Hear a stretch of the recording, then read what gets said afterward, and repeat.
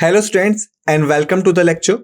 So students, as we know that we are covering the financial system and basically we had started the discussion over the Indian stock market. Okay. So far we had discussed the several facts and figures related with this. Like these were the topics we had scheduled for the discussion and we had done with the introduction part. We had done with the National Stock Exchange and we had started a discussion over the Bombay Stock Exchange, right? We were in the midway of it. Thereafter, what we are left with the market participants, regulatory framework, trade mechanism, price discovery, clearing and settlement, market instruments, and the economic roles conclusion. Okay. So in the last lecture, we had started the discussion over the Bombay Stock Exchange. We had seen the history. Okay, like when it was established, all right, what was its original name? We had seen the technology. We had seen the story related with the establishment of the Bombay Stock Exchange. So now what we are left with the market participants, the regulatory framework and all. Okay. So basically in this lecture, we are going to continue with the same, starting with the market regulation. Okay. Like the NSE, BSE is regulated by the Securities and Exchange Board of India called SEBI. SEBI ensures that the BSE complies with the regulatory requirements and maintains the market integrity. BSE also has its own set of rules and regulations to govern the conduct of trading on its platform. Alright, like if we talk about the National Stock Exchange and if we talk about the Bombay Stock Exchange, they both having their roots in which? In the stock exchange and the securities market. All right. That's why they both are under the control of the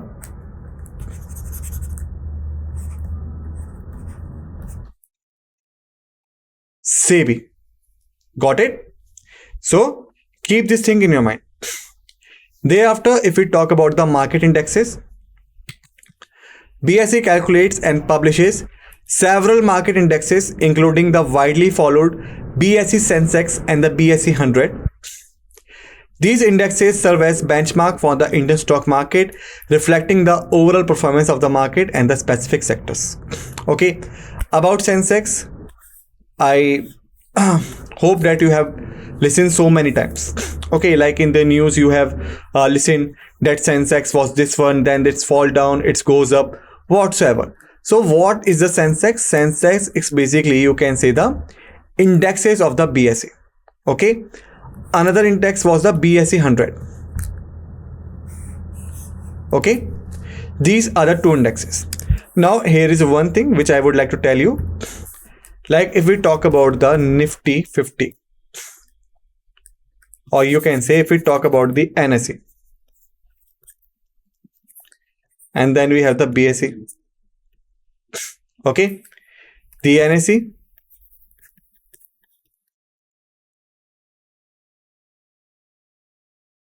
Nifty 50, BSE, BSE 30, or not BSE 30, you can say Sensex.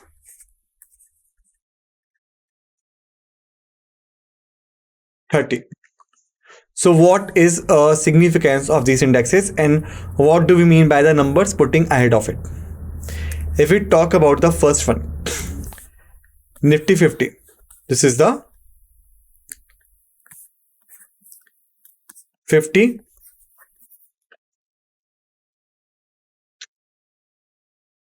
top companies of the, you can say what, 50 top companies of the NSE. Okay, if we talk about the BSE, BSE is what, 30 top companies of the BSE.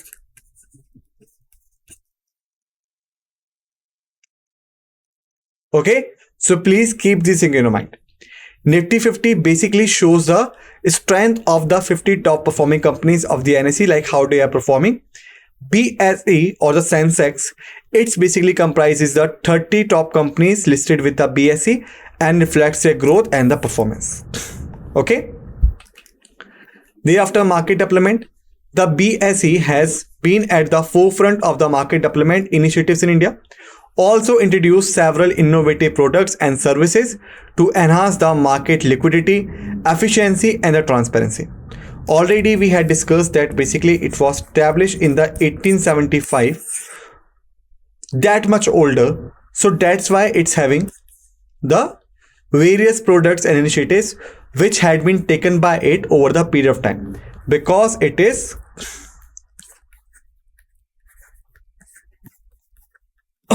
still continuing.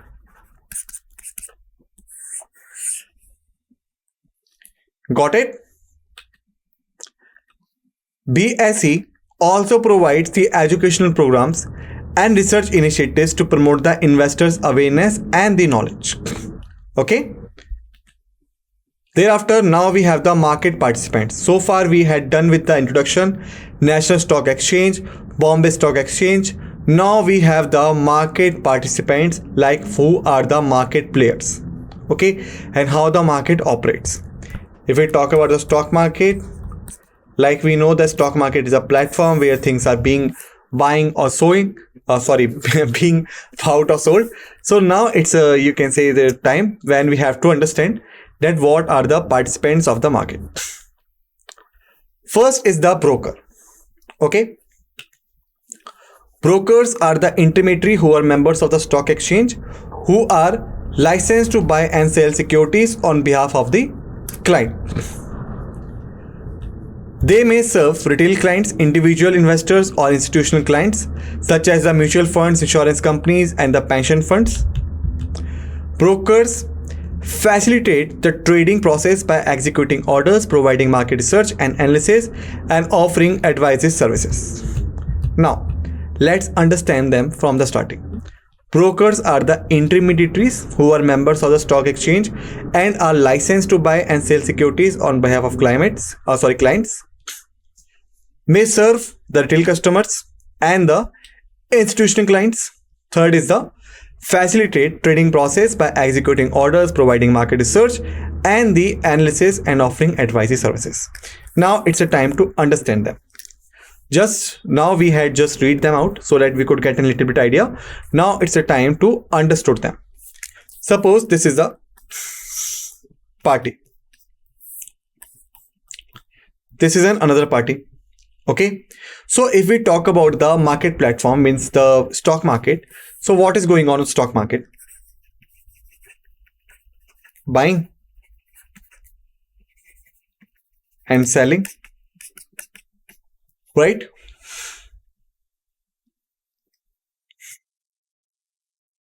Buying and selling is going on in the stock market. Buying and selling of which thing?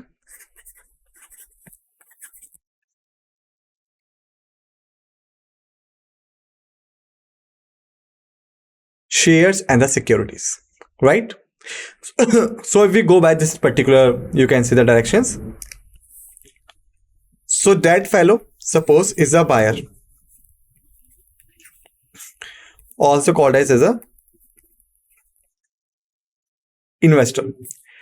That person is the seller, also called as the lister. Okay. So if we think about it, so if we see the buyer may be not able to know each and everything about the stock market. All right. Maybe he is not aware about which company is a profit, how to believe it, how to invest it. Similarly, if we talk about the seller, maybe the seller is not able to attract more and more buyer. He is not, you can say, able to elaborate his you can say offers, conditions and all to the buyer, so that the more and more buyers could attract it towards it. Maybe the condition could be, in case of such kind of things, basically what will happen? There will be a broker, and because he is in the middle, so that's why it is known as the intermediary. Okay. So what will happen? The broker will understood the needs and the demands of the buyer and the investors. Thereafter, broker will understand the offers and the conditions put up by the seller, alright, and he will communicate the both. He will communicate this to this, okay, and this to this, alright. So basically you can say he basically break the deal between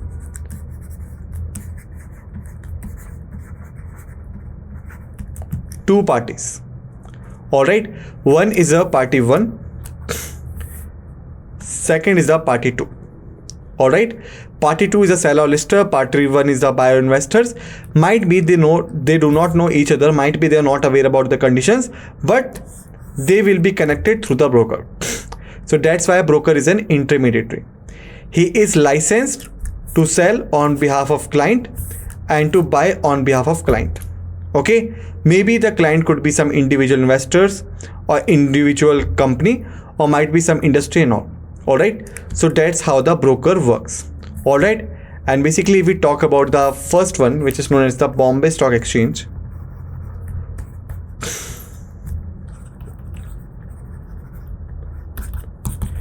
If we talk about the Bombay Stock Exchange, then what was the name of the Bombay Stock Exchange? Native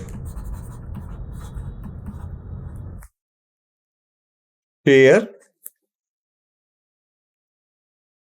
and Stock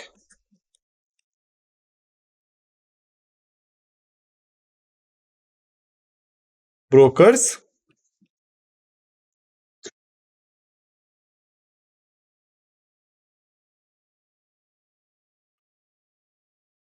Association. Native Shares and Stock Brokers Association, also known as Bombay Stock Exchange. So here in its words also you can see the term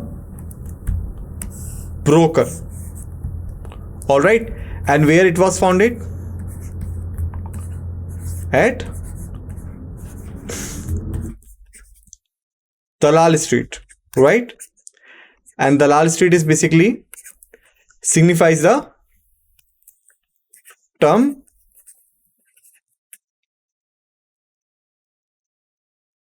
broker street, right? So basically now you can see that brokers are basically the one who had started the, or you can say who had contributed the most in the growth of the stock market exchanges, alright. And even the main place where the first stock exchange of Asia and 10th of the world was founded, it was founded at the Dalal Street, okay. Basically brokers execute the orders received from the clients, do the market research and analysis, and basically offering the advisory services to their clients. Now the question is, if we go by this particular picture, so we could conclude, okay, the buyer or the investors get the shares, he will be benefited of. Okay, the seller or the lister get the shares, he will be benefited of. This picture we could receive. But the question is, what will be the benefit of this fellow who had done all of these things? So what this person will receive? So this is basically called the commission, okay. And how it's work? Suppose two parties are here, seller, buyer, okay. Broker will charge a fees from him in order to execute the order, in order to, you can say, analyze the situation, and in order to make the delivery of the shares, he will charge the fees from him, okay. From the seller he will charge the commission. Why? Because he is the one who had advertised the share of this particular seller in front of the buyer and persuaded the buyer to buy the share of the seller, Okay, so basically the broker is received two things: fees from the buyer and commission from the seller. Okay, so that's how he also get the benefits. All right. Thereafter, next we have the depositories and the depository participants. Depositories such as the National Security Depository Limited (NSDL) and the Central Depository Services Limited (CDSL) hold securities in the dematerialized form. Okay. Depository participants (DPS) are intermediaries who interact with the depositories on behalf of investors. DPs provide services such as opening and maintaining demat accounts, facilitating the transfer of the securities, and providing account statements. Okay, like we could say, if we're talking about the, like if we can say that this is the buyer. Okay, this is the seller. If we talk about it, okay, so basically what is happening, this is the buyer and this is the seller. So if they are doing buying and selling,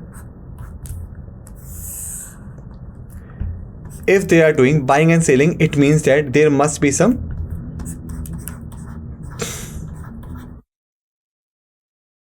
transaction which is involved. All right, there must be some transaction. Like suppose if the one share was cost at least rupees 10,000, that was the picture. Okay, so this buyer in particular purchased how many shares? Purchase 10 shares. Got it? So it means that 10,000 into 10, how much amount? Rupees 1 lakh. Okay, so this buyer is now required to pay rupees 1 lakh to the seller. All right, in response of it, the seller is required to pay 10 shares to him. All right, so now you can see that there is a transaction. All right, and all of this kind of transaction could not be carried out by the normal banking accounts. Normal banking accounts. For this kind of things, especially designed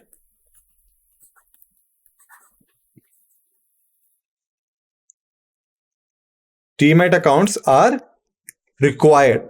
All right, and demat accounts are basically could be opened with the National Securities Depository Limited (NSDL), all right, and the Central Depository Services Limited (CDSL). Okay, they are basically the organizations which maintains the demat accounts of the persons. Okay, however, you can say that if you having the bank account of any bank, private bank or government bank, you will have the demat account which is considered officially by these banks. Like suppose if we talk about the bank, some bank like Yes Bank. Okay, so Yes Bank offers the demat services. You could open your account in the Yes Bank. So you will say, if I am having my account or demat account in the Yes Bank, then why the NSDL and the CDSL considered as the account holders? Because like the RBI, okay, like any banking institution in which you having your account, it is ultimately under the surveillance of the RBI. Similar thing with them. Yes Bank, any other bank which offers a demat account, ultimately the account is linked with the NSDL or the CDSL database. All right, so that's why they are considered as the holders. Thereafter, if we talk about the arbitrators, what they are, let's see. Arbitrators are market participants who profit from price discrepancies of the same asset in the different markets. For example, if a stock is trading at a lower price on one exchange than another, arbitrators buy the stock on the lower priced exchange and sell it on the higher price exchange to profit from the price difference. Arbitrators help ensures that the price in different markets remain in the same. So basically you can say, suppose it's a general example, like suppose you are the one, okay, you have produced something, okay, and now you having the two markets, market A, or you can say two dealers, market dealer 1 or market dealer 2, or you can say market dealer A or market dealer B. Alright, you having the 100 units. Alright, now you are not a producer, you are a trader. 100 units, or you can say this is selling 100 units at 10. Here the 100 units are being sold at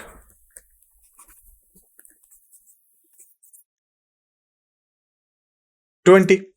Alright, so basically what the traders do? Traders actually buy at low, sell at high, right? Similar thing happens with it. If you calculate the amount you are required to pay, so how much amount you will pay? Rupees 1000 you will pay. Okay, if you look at this picture, how much amount you will receive? 2000 you will receive. Okay, so what a trader will do, he will buy the item from A, then sell it in the B. Okay, and the profit will be rupees 1000. Got it? Similar thing happens in the arbitraries or the stock market. Okay, for this you can say, suppose this is the stock market A, or for example you can say NSE. This is the stock market B, or you can call it as a BSE, for example.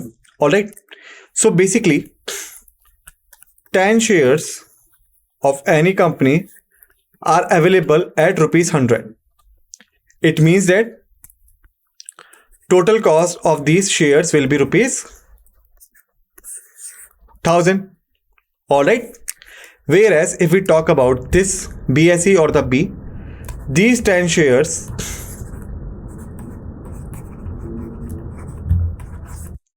are at 200.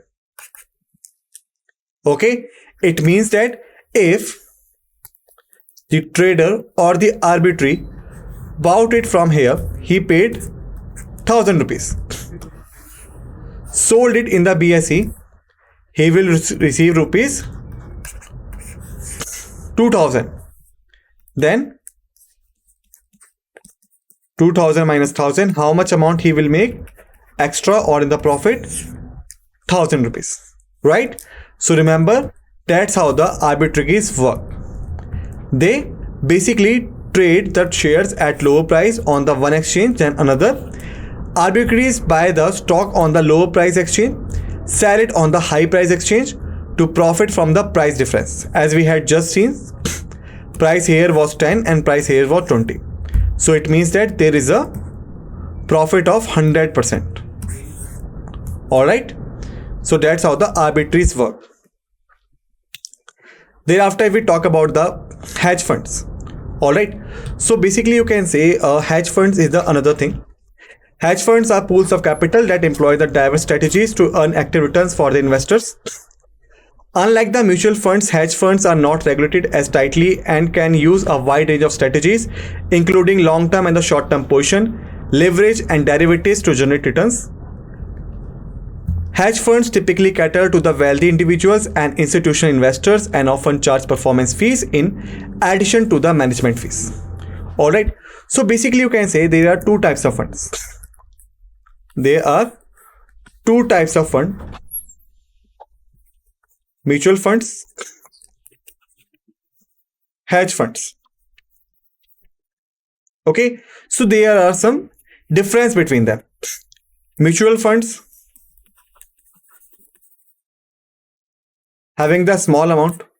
Alright, second, you can say tight control. Okay, low risk, low return. Okay, thereafter in hedge funds, high amounts. Okay, leverage control. All right. High risk, therefore high returns.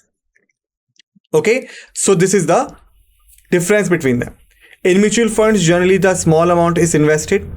They are under the tight control of the RBI and the SEBI. That's why there is no such liberty provided as it provided in the hedge funds. They having the tight control, it means that they possess a low risk category, and because it could not be invested in other places without permission, so that's why it's having the lower return. All right. Whereas on the other hand, if we talk about the hedge funds, basically they consider the high amounts. Okay. They are under the leverage control. It means that they are not tightly controlled as the mutual funds were controlled. All right. It means that various type of strategies, various type of investment, various type of things and experiments could be carried out with the hedge funds, which are generally not allowed with the mutual funds. Thereafter, because they are having the so many strategies which could be exercised, there are so many investment areas where they could be invested. That's why they possess the high risk, because their dimensions of the revolving of the capital is much more higher than the mutual funds. Okay. Because it's having the high risk and this could be invested and taken out easily, that's why it's oftenly having the high returns in comparison with the mutual funds. Okay. So this is the difference between the hedge funds and the mutual funds. You can say one more fact is also no extra fees charged. In mutual funds, there is no, you can say, point like an extra fees charge. But in the hedge funds, extra management fees charge. Why? Because it's having the high investments, because it's having the, you can say, diversified portfolio, because so many things could be done with the hedge funds and it's a very, very risky to control. That's why they oftenly charges the extra management fees. All right. So these are the hedge funds. Okay. Right now we just look at the you can say the definition again, so that we could get an revision of the idea. Hedge funds are the pool of capitals employ the diversified strategies to earn the active returns for their investors. They could be diversified easily because they're having the light control. Unlike the mutual funds, hedge funds are not regulated as tightly and can use a wide range of strategies, including the long and the short positions, leverage and derivatives to generate the returns. The main aim of the hedge funds is to generate